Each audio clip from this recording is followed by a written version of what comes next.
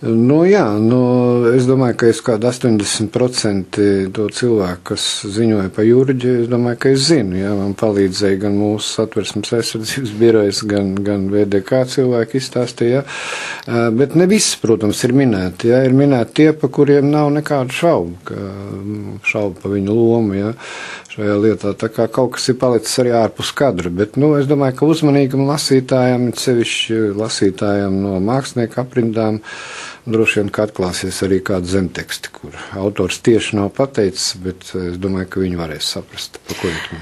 Jā, es domāju, ka tieši mākslinieku aprindā šī grāmata varētu izraisīt zinām skandālu. Jūs nebaidāties, ka tās pieminētās personas varēs tagad sākt kārtot kāds rēķins par to, ko kurš savu laiku ir darījis? Es neizslēdzu, kad varbūt kādi karstāki prāti, jā, bet tomēr visiem jāsaprot, ka tā ir vēsture un tā ir mūsu kopīga interese visiem zināt tomēr pa vēsturi savu, jā, un es domāju, ka tas iegūms būs daudz lielāks nekā varbūt kaut kāda sīka rēķina kārtošana.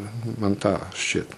Vai jūs šobrīd zināt jau kāda reakcija izlasot grāmatu ir Jurģim Skulmanim? Nezinu gan. Šovakar mums ir televīzijā raidījums, 100 gramu kultūras, un tur mēs sastapsimies. Kaut gan es īsi pirms grāmatas iznākšanas biju aizbraucis pie Jurģa un arī atklāti teicu, ka grāmata ir atklāta, godīga, bet arī reizē ļoti līdzsvarota, jā. Jo neviens nav ne slikts, ne labs pilnīgi, jā, cilvēki ir ar visām viņu vājībām, un tāpat atklāt un godīgi es rakstīju pa Jurģi un visiem pārējiem. Jā. Arī tas, ko par viņu ir teikuši kā par mākslinieku, kas varbūt nav tas glaimojošākais. Jā, bet tāda dzīve, protams, ka es arī minu tādus raksturojumus, kas viņu skār kā mākslinieki, jā, bet reizē visi uzskatīja, ka viņš ir labs mākslinieks, varbūt viņam trūkst, varbūt zināms savdabības, kā vienam citam, bet katrā ziņā meistars, jā, un to es neesmu arī nekur noliedzis grāmatā. Jūs ļoti toleranti aprakstāt viņa māsīs Džemas Skulmas uzstāšanos, tai slavenajā Mākslinieku savienības tā laikam valdes prezidija, jā. Jā, un tur, acīm redzot, viņi arī diezgan atklāti, un kā tajos laikos ir iespējams izsakās par savu brālēnu, un viņi arī parakstīja pēc tam Jurģa Skulmas atjaunošanu Mākslinieku savienībā. Jūs runājat arī ar Džemu Skulmu? Jā, es runāju, kādas 2 stundas mums bija saruna, arī, es domāju, ļoti atklāta saruna. Viņa arī man godīgi pateica, Skulmas kundze, ka toreiz visu to viņas attieksmi un uzstāšanos diktēja tas laiks, tās bailes, kas bija toreiz cilvēkos no drošības komitejas, ja? Un tāda bija laika, ko tu var darīt, ne? Un es domāju, ka šajā ziņā es arī esmu mēģinājis tomēr ļoti līdzsvarot to pasniegt, kaut gan godīgi un atklāti, jā, tādu, kādiem vārdiem viņi toreiz nosauca savu brālēnu, tāds arī grāmatājs lietoja, neko nepieliek, neko neatņem, jā. Tad tie ir protokoli, faktiski, tie ir protokols, jā, tas ir prezidijas sēdes protokols, man, protams, viņš ir, manā arhīvā arī kopija ir, jā, šī protokola. Tā kā tur ir maksimāla precizitāte. Visu, ko ir teikuši, tas ir grāmatā, jā.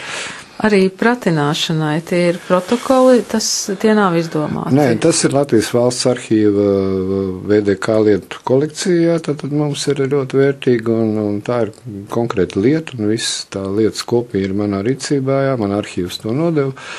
Un viss ir pilnīgi precīzi saskaņā ar datumiem, ar katru vārdu. Protams, ir zinām mākslinieciska apstrāde, jā, literāri, ja tā varētu teikt, jā, bet viss, kas attiecās uz faktiem, viss atbilst vēsturiskiem notikumiem. Vai arī šī slavenā vēstule ir saglabājusies, ko Jurģis Skulme, grāmatas sākumā it kā raksta? Jā, lietā ir šīs vēstules kopija, jā, kur ir pats oriģināls, droši vien, ka palika operatīvajā lietā, bet, kopija ir precīzi, jā, un viņa ir rokrakstā, un ļoti tādā sīkā, izstrādātā, pamatīgā, 6 lapus pierakstīts, jā, ļoti daudz faktu, un notikumu, un vērtējumu, un tā kā, katrā ziņā man strādājot bija ļoti interesanti šiem dokumentiem. Izlasot jūsu grāmatu, šķiet, tā gandrīz vai drusku baisi, kā no vienas vēstules varēja uzbūvēt lietu, kur bija iesaistīti tik daudz cilvēku, tik ilgus gadus kratīja, pratināja, tiesāja un faktiski, cilvēkam to dzīvi apgriez kājām gaisā. Vai varētu teikt, ka tas ir arī tāds vispārinājums par to laiku un par to veidu, kā tika pieskatīti cilvēki? Es katrā ziņā cenšos vienmēr arī pašu laikmetu atspoguļot, kā tas man iznācis ir, lai spriež lasītājs, bet es katrā ziņā vēlējos un apzināti centos parādīt arī un vispārināt, cik tas ir iespējams, lai parādītu, kā tad toreiz, kā tā mehānika darbojās visa, jā. Un kas tad toreiz notika? Es domāju, ka jaunatnē tas būtu, ļoti vērtīgi palasīt. Kā zināmā mērā vēstures mācība grāmata. Es domāju, gan, lai viņi nedomā, ka vienmēr bijis tā Latvijā, ka katrs var runāt, ko grib, gandrīz, jā, un tā nav bijis, jā, un to dar zināt. Man lūdzu jums pajautāt, kādu kolēģi, vai jūs negatavojaties pievērsties kādam jaunākam tiesas procesam, piemēram, tādam, kas ir atjaunotās Latvijas laika tiesas process? Tur man jāatbild kategoriski tomēr, ka nē, jo es domāju, ka ir vienmēr vajadzīga vēsturiska atkāpe, jā, un no tā tikai iegūst grāmata, jā, ja tā ir uzrakstīta ar vēsturisku atkāpi. Jo par jaunlaika lietām, lai raksta žurnālisti un dažādi apskatnieki, jā, es domāju, ka tas ir vēl par agru, jo viena iemesla dēļ, pirmkārt, cilvēki nav atklāti, jā, un jābūt tomēr laika atkāpēji, lai visi tie notikumi sarindojās kaut kādā sistēmā un secībā. Rakstīt par šodien būtu tāpat kā tādu eļas gleznu ar trekniem triepieniem skatīt no tūma, jā, tad faktiski tu redzi tikai pleķi, jā, visi zina, ka eļas gleznu ir jāpaiet vismaz 5 metri no viņas, lai tu varētu tā ritīgi visu saskatīt to kopainu. Man liekas, ka šodienas lietām ir tā lielākais trūkums, ka mēs neredzam to kopainu, mums tikai šķiet, ka mēs viņu kaut ko redzam, bet tas ir žurnālists, es domāju, uzdevums, un tas nav mans uzdevums. Es tomēr palikšu uzticīgs vēsturiskām tēmām, man liekas, ka tas ir. Man tas ir svarīgi. Jums šobrīd ir jau padomā kāds tiesas process, par ko rakstīt? Man ir viens jau 30. gadu, bet, tur man mānticība ir, es par to negribu runāt. Kāds klausītājs mums pirms raidījuma zvanīja un teica, pajautājiet, lūdzu, kāpēc Grūtup kungs ir sācis rakstīt grāmatas? Varbūt tā jums ir kaut kāda zināmā mērā tāda rehabilitācija skatītāju, klausītāju acīm?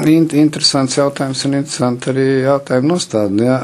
Faktiski jau es sāku ar juridiskām grāmatām, jā, un sāku ar komentāriem, jā, un visu to īpašumu un privatizācijas procesu aprakstot juridiskiem. Ja, tā kā tur man it kā nebija tad jārehabilitējās. Es domāju, ka es vienkārši ietrenēju mazliet roku rakstot tos juridiskos rakstus, un tad pārgāja arī uz juridiskiem, tikai jau, varbūt tādā dokumentāla, literārā izpratnē, ja, tā kā es domāju, ka es vienkārši apmierinu savu to iekšēju vajadzību.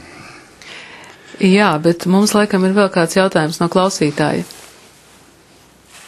Jā, ir jautājums ļoti konkrēts, kam šī vēstule bija adresēta. Šeit jau mēs atgriežamies pie grāmatas un Jurģis Kulmes, kam bija adresēta šī leģendārā vēstule. Tā vēstule bija domāta Zviedrijā dzīvojušam sociāldemokrātu līderim Bruno Kalniņam, jā, un laikrakstam Zviedrijā iznākušam laikrakstam Brīvība, jo viņi šīs Jurģa vēstules pārstrādāja un lika iekšā avīzē kā ziņas no Latvijas, jā, kuras parakstīja cilvēks ar pseidonīmu Observators. Jā.